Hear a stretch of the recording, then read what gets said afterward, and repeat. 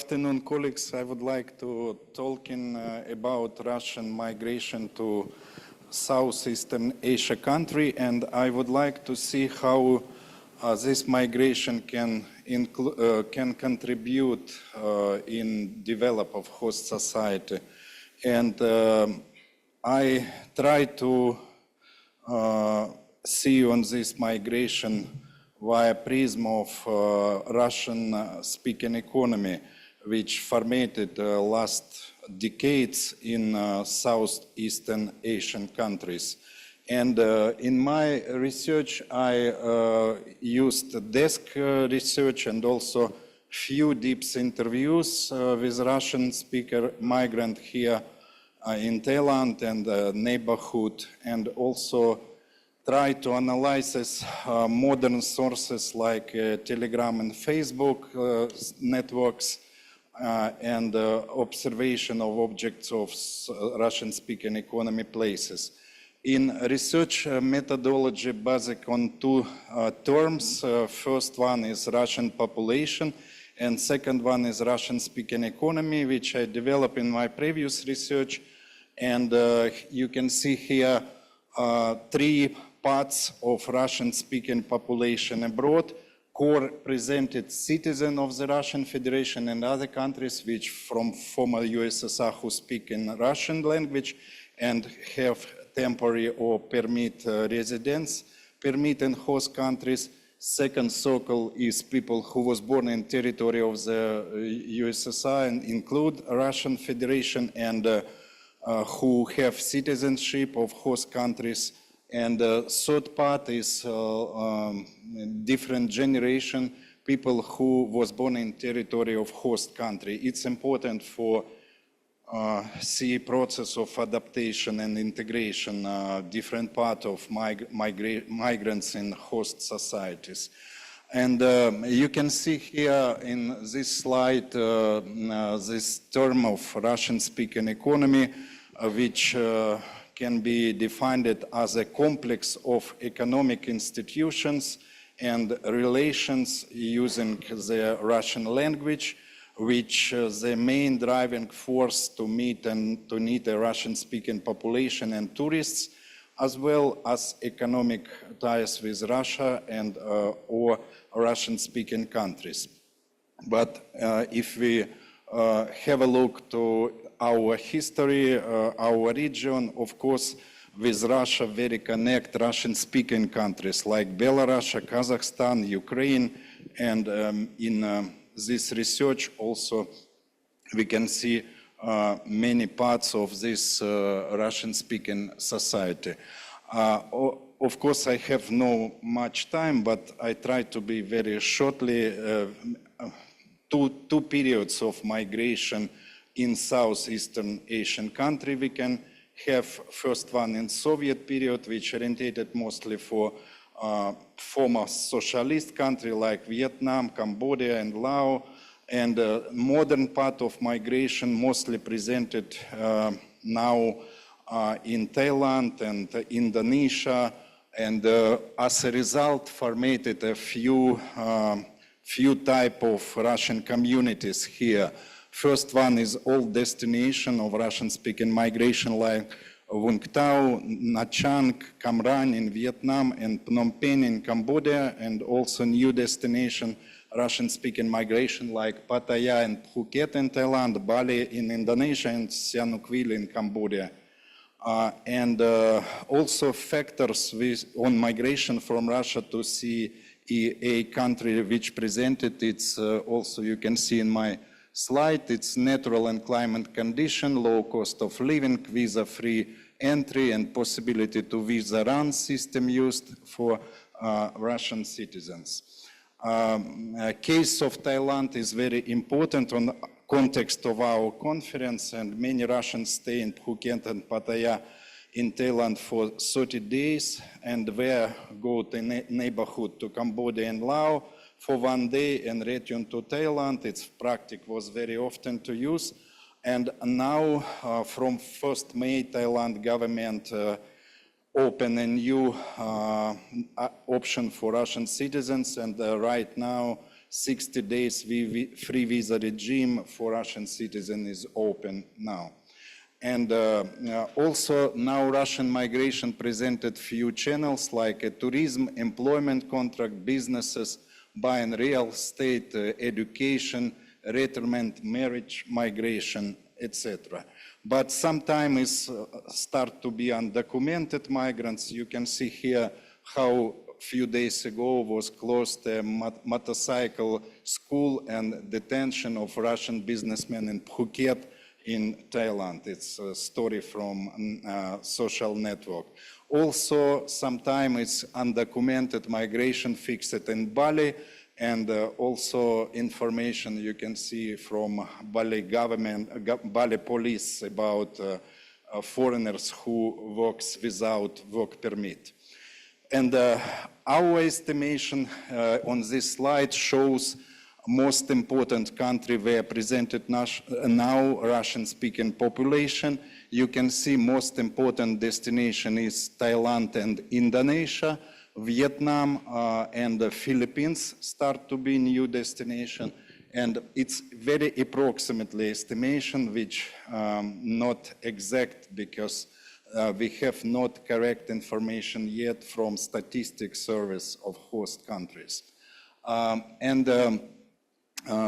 Also important part of our research was a form of connection. Russian-speaking migrants include Facebook, for example, Facebook's groups which help to Russians to adapt it in host countries. And I would like to show some form of connection Russian migrants. For example, it's like seminars who organize Russian-speaking migrants who moved before and help for adapt Russian in law, in labor market, and some assistance on different direction of adaptation. Also in our research, we have present structure of Russian-speaking economy, and I think it's presented few elements like segment of labor market with Russian language, companies, firms, and shops, banks and official flows, and social services like official and non-official organizations, and mass media, which also presented in different social networks.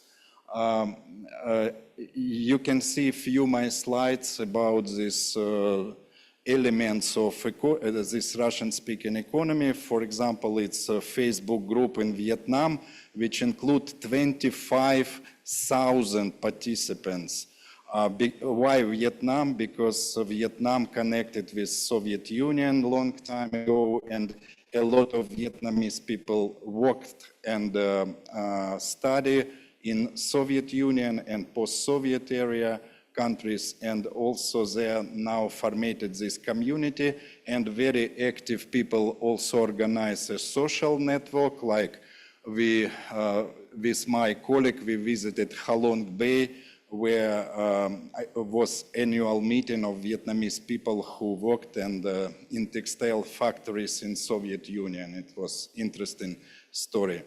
And also in Facebook presented a lot of Russians groups like Russian in Nha Trang, Vietnam, Laos, in Thailand, Russians in Thailand, and like different groups which include, for example, one Facebook group in Phuket include 52,000 Russian speaking.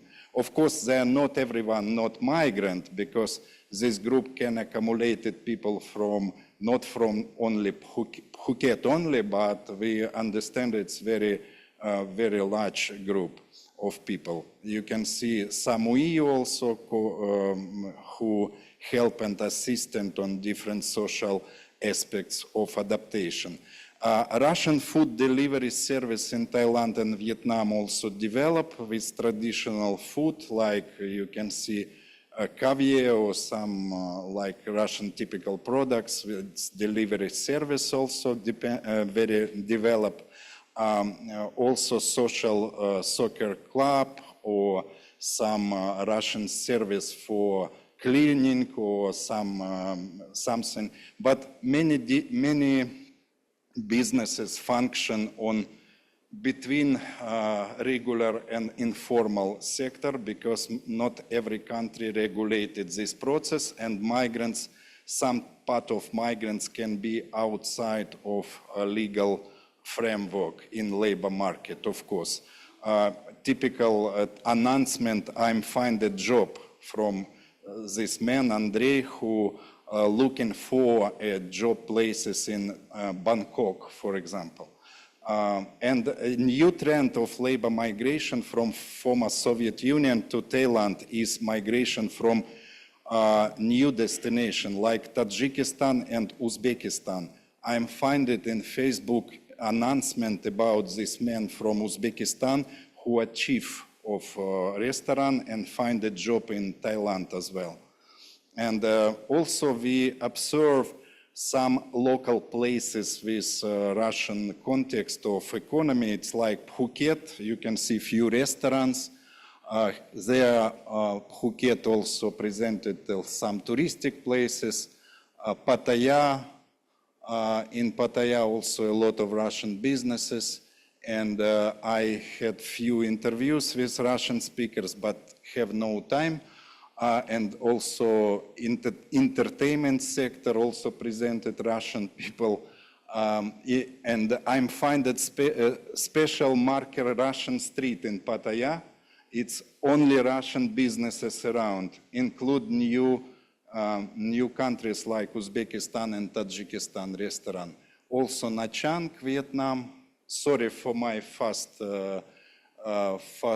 change of slides, but also financial sector, but not developed in Thailand well, but in Vietnam. Also, we can find a Vietnamese Russian bank in Hanoi, which worked with Russian cards.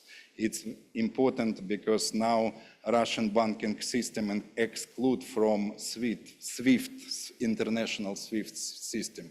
And I have just 3 slides like conclusion and recommendation, how it can develop to how it's helped to develop and contribute for positive aspect of this migration. First of all, now we have a trend of change Russian touristic trends. After sanction, Russian tourists reorientated for new destinations. And Thailand start to be most important destination for Russians because after 2023 results, Thailand start to be most popular destination country for Russian statistic. In my next research, I would like to see more details, touristic trends from Russia and post-Soviet countries, because I think it's very important for develop some regional and local level for Thailand, Thai society, because more and more Russian tourists now visited Thailand. And on same time, we have just few direct fly between countries, but Thailand can use this flow of tourists for develop of local and regional economy. And also, second my slide about conclusion, Russian citizens who live temporarily or permanently in CEA countries also play an important social economic role because we find that they created a few jobs place, they paid taxes in budget, but sometimes, of course, it's problem in labor market, but maybe countries like Thailand, Indonesia, Vietnam, most thinking about more free regime for businessmen, for people who wants to include more contribution in host society. And also important part of this conclusion is Russian-speaking economy and Russian-speaking population can be a basic development social economic cooperation between Russia and countries CEA region. And also I think on this in future we advise to develop direct fly of national company between capitals and other cities, create and develop joint companies, enterprises in key sector of economy, conclude agreement on the development of scientist and education contact between National Science Foundation and university, and since agreement organizes labor migration between donor countries in CEA and the Russian Federation. Thank you very much for your attention.